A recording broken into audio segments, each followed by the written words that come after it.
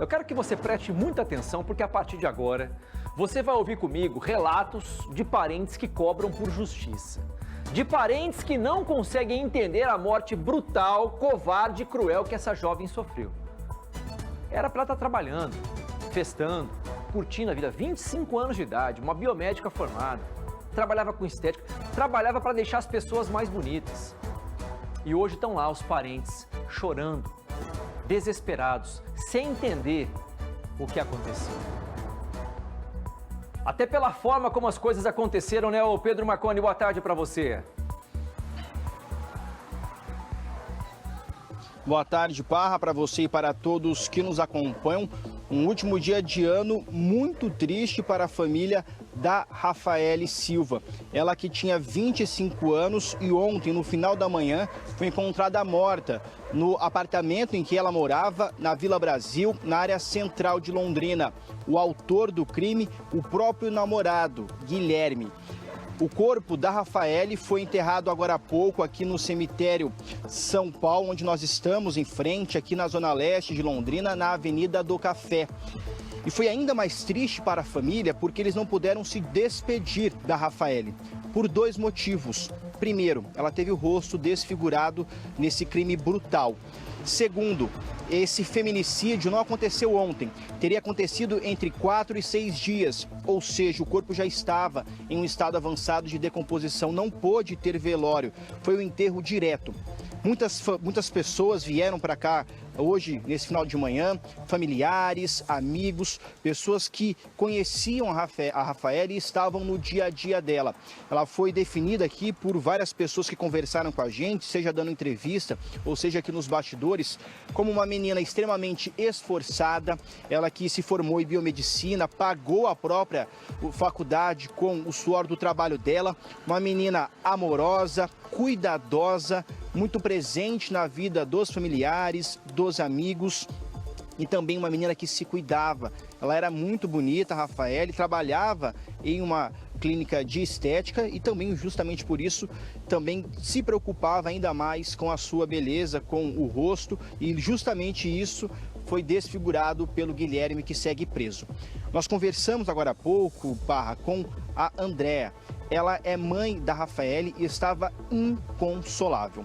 Ela carregava nos braços quadros com a foto da Rafaele e a todo instante destacava o quanto que a filha dela era linda e como seria a vida dela a partir de agora que não tem mais a filha.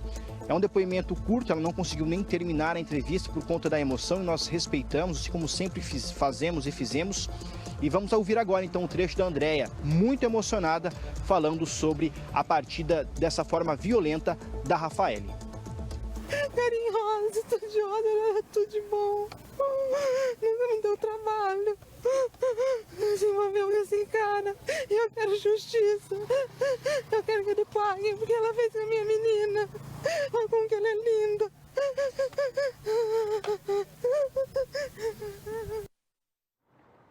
Que dó, gente. Que dó. É a dor de alguém que perde uma parte dela, né? Você viu que a mãe carregava ali nos braços, como o Pedro bem destacou, detalhista como é o Pedro, né? O quadro ali com as fotos da filha. E falava, olha que menina linda. Aqui, ó, esses são os quadros, ó, com as fotos da filha. E ela sabia que a filha não tá mais aqui. Uma coisa é assim, já ia doer. Mas uma coisa, a filha ficar doente, passar no hospital, ficar meses internada com uma doença grave e infelizmente Deus levar. Fala, poxa, beleza, me preparei para isso. Outra coisa é a forma como foi. Assassinada, de forma cruel, covarde, com o rosto desfigurado, não podendo nem fazer um velório, tendo que enterrar direto a menina. Ô Pedro, ontem, se eu não me engano, foi o pai dele, acho que o padrasto dela que encontraram o corpo. O padrasto dela estava aí também no enterro, Pedro? Estava assim, Parra, o padrasto que cria a Rafaela desde que ela tinha 3 anos, ou seja, praticamente um pai. Ele deu aqui todo o apoio para a dona Andréa, que nós vimos na entrevista, estava extremamente emocionada, triste, mal conseguia parar em pé. Tamanha a dor que ela está, infelizmente, tendo que viver nesse final de ano. E o seu Luiz, ele foi ontem quem acaba se deparando com o corpo da Rafaela ali na casa em que ela vivia, no apartamento, ali na Vila Brasil. Por quê? Até destacando e recordando essa história. O Guilherme, ele dá entrada no domingo no Hospital Evangélico com cortes no braço. Na verdade, não seriam nem no pulso, seriam mais para cima ali no antebraço. Passou por cirurgia. Familiares dele foram chamados até o hospital e desde então estariam tentando falar com a Rafaela, principalmente a família dela, só que não conseguia. Diante disso, o pai do Guilherme e o padrasto da Rafaela, eles foram até a kitnet. O pai do Guilherme tem uma chave, uma cópia desse imóvel. E lá já se deparam com um corpo já ali jogado, caído do lado da cama, coberto por vários lençóis, cobertores e também travesseiros. E pelas circunstâncias e o cheiro já descobrem o que tinha acontecido ali, chamando a polícia logo na sequência. A Rafaela, ela foi casada por um bom tempo, ela terminou esse casamento e conheceu o Guilherme há aproximadamente 1 ano e meio em uma balada aqui em Londrina. Ela já estava em um momento de vulnerabilidade por conta de um fim de relacionamento e a partir de então foi se encantando pelo Guilherme e eles passaram a namorar. Segundo relatos que nós obtivemos, ele já teria um problema anterior com drogas, teria se livrado do vício, só que nos últimos tempos voltou a ter esse convívio com o vício em drogas, ficando ali fora de si por muitos momentos. E o que o seu Luiz, que é o padrasto, comentou com a gente? Ele revelou que seria um relacionamento extremamente tóxico e possessivo, que o Guilherme ficava, quando eles não moravam juntos ainda, ou até quando ele não estava com ela, ele ficava de campana para ver se alguém iria conversar com ela, se alguém iria até a casa onde ela vivia, ou seja, ela era até perseguida por esse rapaz que era o namorado dela. E que a Rafaela já teria vivido outras situações de violência, só que ela procurava disfarçar, achando até que ele iria mudar. E apesar de todos os alertas, ela ainda acreditava que ela tinha esperança que poderia manter o relacionamento, que o Guilherme seria uma pessoa melhor. E até o seu Luiz fala que o que aconteceu, infelizmente, eles começaram a prever que poderia ocorrer por conta da forma que estava acontecendo esse relacionamento. E claro, o seu Luiz pede justiça, que esse caso não fique na impunidade ou que se alegue outras situações para tentar justificar um crime tão bárbaro. Vamos conferir a entrevista. A vontade nossa, de toda a família, é que esse monstro fique preso pelo resto da vida, para que ele não faça o que fez com a nossa filha. Eu não quero que mais nenhum pai, nenhuma mãe e nenhuma irmã passe o sofrimento que nós estamos passando nesse momento. Ele acabou com a nossa família. Ele não destruiu só a vida dela, ele destruiu a família dos pais, dos tios, dos avós, dos irmãos, de tudo. Ela era uma pessoa extremamente amável, uma pessoa maravilhosa, uma pessoa trabalhadora. Desde pequena ela sempre lutou pelos sonhos dela. Ela nunca teve nada fácil na vida dela. Sempre lutou, batalhou, estudou, fez a faculdade dela, pagou sozinha, fez pós, estava fazendo curso. Cada dia que mais ela progredia na vida, sempre de maneira honesta, nunca tirou nada de ninguém. E ela se envolveu com esse monstro, ele acabou com a vida dela. No momento desse, de final de ano, de Natal, onde o amor diz que se floresce no coração das pessoas, mas que amor é esse? Que uma pessoa é capaz de acabar com uma vida de uma pessoa, de uma menina, uma criança, sinta indefesa na mão desse carrasco, esse monstro. Ele acabou com o rosto dela, ele desfigurou ela. Ele, enquanto ele não retirou a beleza da face dela, ele não se contentou. E a gente quer justiça, que seja feita a justiça, que ele pague e fique preso e não saia. Porque hoje é minha família, amanhã pode ser a sua, a sua, a sua. Não ache que ele vai mudar, não vai mudar não, porque isso aí já faz parte da vida dele. Ele já acostumou a fazer esse tipo de violência.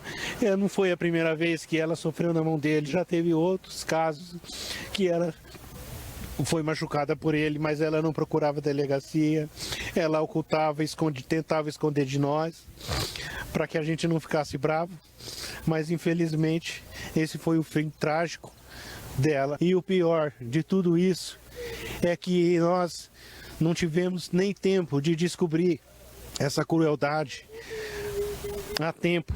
E por causa disso, nós não pudemos nem ver o rosto dela. A mãe não pôde fazer uma despedida, abraçar a filha, beijar o rosto da filha. Nós não tivemos nada disso, porque quando nós encontramos o corpo dela, ela já estava num estado avançado e completamente desfigurada. Ela vivia isso, a gente aconselhava, falava para ela: Rafa, não se envolve com esse menino.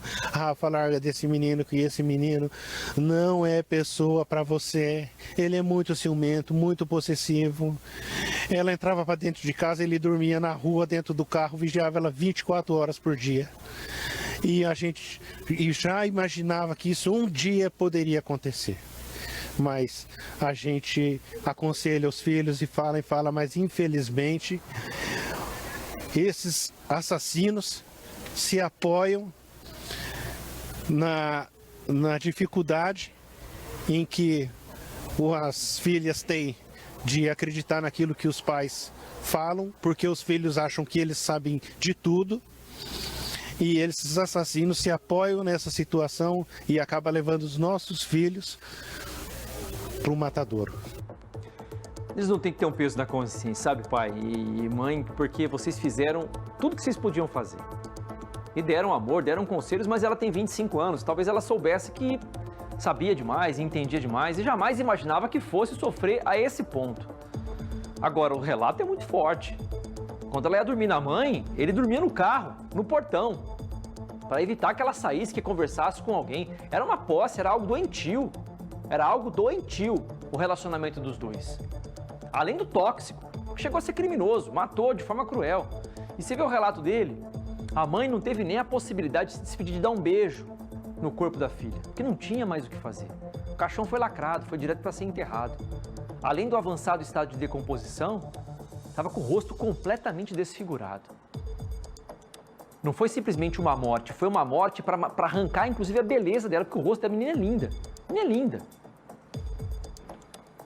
Ela, inclusive, Pedro, trabalhava com estética para deixar outras pessoas mais bonitas. Mexia com a autoestima de outras mulheres, Pedro. Exatamente, Parra. Uma pessoa que se preocupava com o cuidado do outro, da parte estética, que é tão importante para as pessoas e principalmente para as mulheres, que acabam se cuidando ainda mais do que os homens. A Rafaela Proferes, ela trabalhava em uma clínica de estética que fica na zona norte de Londrina. Ela era a biomédica dessa clínica. Ela não sabia ainda, mas em 2025 iria ser promovida no emprego. Seria supervisora dos atendimentos, por conta da dedicação dela no serviço. Era uma jovem que não faltava no trabalho, que era atenciosa com todos, recepcionava todos sempre com um sorriso, e isso a credenciou para, em breve, mas infelizmente não vai conseguir e não pôde ser promovida no trabalho. Nós conversamos com a patroa dela. O que ela nos relatou? Que era uma menina muito cuidadosa, né, com ela e com o outro, e que o Guilherme, ele costumava ir nos eventos que tinham ali do trabalho, junto com a Rafaela. Só que ele sempre ficava em cima dela, ele não deixava muito ela conversar com outras pessoas, todo dia buscava, ou seja, mostrava mesmo que era uma pessoa ciumenta, mas no dia a dia, pelo menos para as colegas de trabalho, não ficava claro que a Rafaela estava em um relacionamento violento, abusivo, tóxico. Sobre isso, a Cíntia, que é empresária, conversou com a gente. Vamos ver. Era uma menina doce, trabalhadora, a gente se dava super bem, ela era uma pessoa leve, os clientes amavam a Rafa demais, brigavam até por ser atendidos por ela, uma pessoa incrível. Nas últimas festividades na clínica, com os colegas de trabalho, inclusive ela foi com o rapaz e aparentemente um casal normal como qualquer outro, né? Mas hoje a gente vê que não era bem assim, né? A Rafa também nunca deu indícios de que vivia um relacionamento abusivo, mas o Guilherme realmente ele era um homem muito ciumento. E o que a gente pede hoje é justiça, para que não fique só aqui, porque vê o sofrimento da família, de todos nós, a gente não sabe como que vai ser agora o nosso 2025 sem ela, porque ela fazia parte da nossa família, do nosso dia a dia, e vai ser muito difícil. A própria família relata que ele até ficava de prontidão em frente à casa dela. O trabalho também tinha isso? Sim, ele buscava a Rafa quase todos os dias na clínica, ficava em frente à clínica, todos os eventos, festividades, inaugurações, ele sempre estava junto, sempre estava acompanhando ela e sempre muito em cima, sabe? Acredito que ele era um homem muito ciumento. Achava que a Rafaela era posse, que era dele. Se esquecia que ela tinha personalidade, que ela tinha a vida dela e que os dois tinham uma vida em comum. Ela, Pedro, tinha noção, por exemplo, do consumo de drogas dele? Ela vivia com medo? Ela chegou a relatar isso para alguma amiga? Falou alguma coisa nesse sentido, Pedro?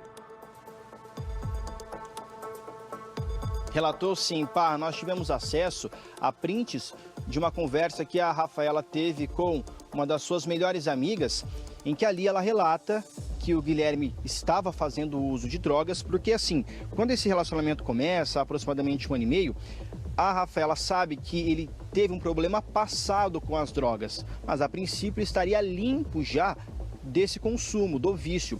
Só que depois de um tempo de namoro, ela começa a ver que ele estava sim ainda consumindo drogas, que estava tendo recaídas constantes, inclusive até perdendo bens, segundo o relato que nós obtivemos, por conta do vício no entorpecente. Em uma dessas conversas, ela relata para essa amiga que ele não fala para ela que está consumindo drogas, só que ela percebe que ela não é boba e ainda diz: estou com medo.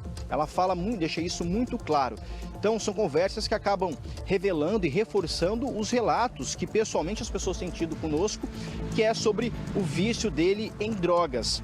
Mas existe até uma suspeita da família, dos amigos, que o que aconteceu há 4 ou 5 dias, que foi a princípio a data do crime, pode ter tido como estopim a Rafaela tentando terminar o relacionamento justamente por não aceitar mais o vício dele em drogas, que apesar do amor que ela sentia por ele, ela gostava ainda mais dela e que não queria uma vida atrelada a esse tipo de situação. Então uma suspeita, pelo menos da família, de amigos aqui que nós conversamos, é que ela possa ter tentado terminar o relacionamento, o Guilherme, se ela não aceitou, e aí fez o que fez, a atacando e a desfigurando, infelizmente, uma jovem que trabalhava com estética, se preocupava com a beleza e teve o que ela tinha ali tirado de forma brutal e violenta. Parra. Vou colocar os prints de novo na tela aqui pra mim, por favor. O primeiro print, só pra gente poder mostrar. Ó, eu não sou tonta. Eu sei que ele usou. Usou o quê? Usou drogas. As atitudes, eu já reconheço. Aí a amiga escreve: sim, bem, você tá mal, né? Porque gosta dele. Mas se sentir e sabe que isso não te faz bem, seja firme. Aí ela falou assim: eu tenho medo de tudo. Ou seja, ela sabe que ele estava usando droga. E a amiga falou: ó, se isso não te faz bem, seja firme, sai fora. Próxima tela para mim, por favor, ó. Esse aqui é ele que escreveu: perdão por tudo. Aí ela: ele só mandou isso. Eu não falei para ninguém da família dele, do Guilherme. É um coitado que eu tentei ajudar. Vai se afundar na droga. Ele não se trata. Preste atenção comigo. Eu tentei ajudar. A própria Rafaela tentou tirar o Guilherme do vício das drogas. Ela sabia, quando o conheceu, que ele teve um problema no passado, e as pessoas podem mudar. Não é porque um cara errou lá atrás que ele vai errar a vida inteira. Se o cara se dispôs a mudar e fez um propósito, falou: meu, a partir de hoje eu não erro mais. Isso aqui, passado da minha vida, eu acredito na mudança, o cara pode mudar. Quantos ex-usuários de drogas nós não conhecemos hoje que conseguiram mudar de vida? Agora, pode pôr o print de novo para mim aqui. O próximo, por favor. Ele vai se afundar na droga.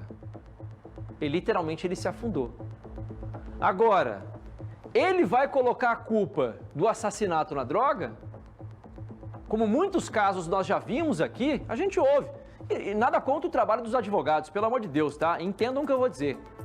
Mas daqui a pouco vai aparecer alguém dizendo que ele não responde pela sanidade mental dele, que tem que ser tratado psiquiatricamente, que tem que ser internado em vez de ser preso, que estava sob efeito de entorpecentes, por isso cometeu o crime. A alegação já está pronta. O cara é ex-dependente químico. O cara vai lá, bota a culpa na droga para assassinar a companheira que tentou ajudar, que tentou tirar ele do buraco e que vivia com medo dele. Mas que por amar, por gostar, por acreditar que ele pudesse mudar, não largou. Agora a gente vai colocar a culpa nela? Jamais. Jamais. A culpa é de quem comete o crime, de quem é um covarde, que vai lá para assassinar, sangue frio, com requintes de crueldade, para desfigurar o rosto dela. E não teve nem a capacidade de se entregar para a polícia. Foi tentar cortar os pulsos para tentar estancar a dor, nem isso conseguiu. Foi para o hospital e depois foi para a cadeia.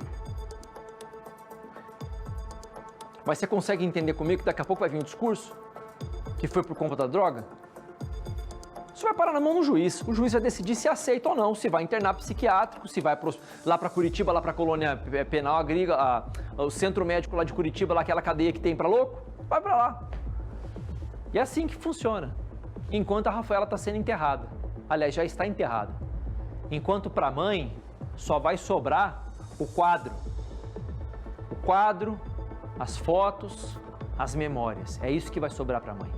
Que não vai ter isso aqui, ó. É isso que vai sobrar para a mãe. Os quadros que ela vai segurar, as fotos que ela vai se apegar, o cheiro da filha, o abraço da filha, isso ela não vai ter mais. O olho no olho com a filha, a risada da filha, isso ela não vai ter mais. Só em foto, só em lembrança. É triste demais. É triste porque não é o primeiro. E infelizmente não vai ser o último crime covarde contra a mulher. O número de feminicídios não para de crescer. Não sei o que tem que ser feito, as penas têm que ficar mais duras. Os caras têm que ter prisão perpétua, tem que ter um negócio muito mais firme do que tem hoje, para tentar intimidar o cara e falar, poxa vida, não serviu para mim? Eu vou arrumar outra namorada, eu vou sair dessa vida, vou me tratar, vou me cuidar. Ela falou, ele vai se afundar, e se afundou. Só que infelizmente levou ela, e ele tá aqui. Ele tá aqui, ele vai ser preso, vai ser condenado, talvez fique 10, 15 anos, a gente não sabe.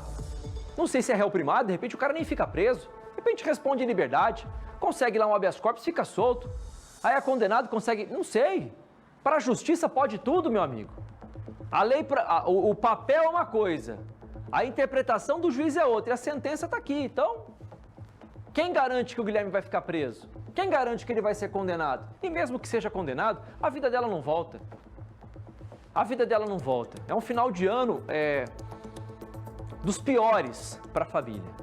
Porque todo dia 30 de dezembro, 31 de dezembro, eles vão se lembrar o dia que encontraram o corpo da filha e o dia que enterraram a filha. Foi numa virada de ano. Imagina o réveillon dessa família como é que vai ser. A família da Rafa, a mãe, ao padrasto, aos amigos, a Cíntia, que foi parceira aqui do nosso balanço geral já, a todas as funcionárias da Emagrecendo, que a Rafaela trabalhava, os meus sinceros sentimentos. É o tipo de notícia que a gente não queria dar aqui. A gente queria mostrar a Rafaela trabalhando, mudando a vida de outras pessoas, falando de autoestima, falando de beleza, que conta muito. Mas não saber que a beleza dela se enterrou, que a vida dela se enterrou. E por conta de alguém que dizia que amava, que gostava, mas que foi covarde a ponto de assassinar ela de forma cruel. Obrigado, Pedro. 12h38. Mais uma notícia